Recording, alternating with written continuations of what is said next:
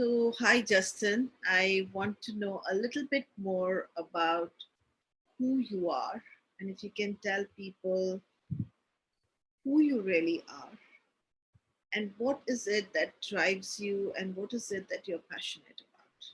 Thank you. Well, it's always one of the most basic but the most difficult questions of all to answer, who you really are. And I think the temptation is to say, well, this is what I do for a living and this is who my partner is. But of course, when people like you ask me that, then I know generally that you're talking about something a little bit different.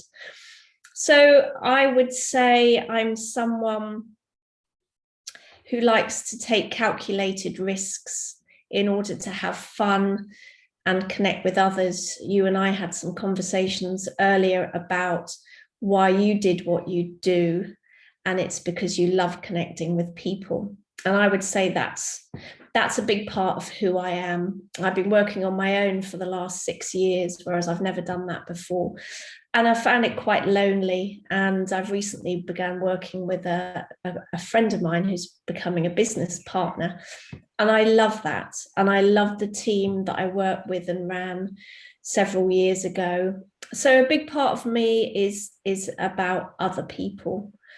And something that you also said to me really resonated is what I see in you, I see in me. And the more that I go on and the more that I learn about myself and about well-being, I suppose, or my own sort of self-development, for want of a better word, is that life just becomes more and more fascinating.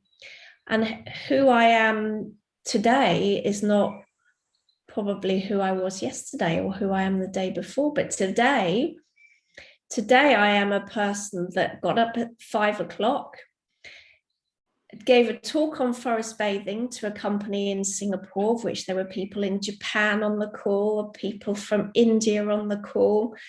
And I learned so much from doing those talks. I do them with my forest bathing Shinrin-yoku teacher. I then went and played tennis with my partner's stepbrother. I then came back and then I rushed off to go for a 50-kilometer cycle ride in 2.5 hours, which I've never done before, but I thought it would be a good idea. Came back and had this session with you. And it's just been a day that's been packed from one thing to another. And to be honest, I really enjoy that. But the person that I am today as well is also understanding the time to be quiet, not feel like I have to do everything in a day. I've historically been someone, I've written and spoken quite a lot about it, is my motto was always, don't put off till tomorrow what you can do today. And I've learned that that is not always the best way. So I'm learning finally in my 50s to slow down and smell the roses. But I am generally someone who pretty much sees the good in life, and particularly at the moment it's spring, late spring in Britain, and I just can't believe how beautiful the world is and the country is, and I'm just full of joy and gratitude as it stands today. You may get me tomorrow and I might feel slightly differently, but that's who I am today.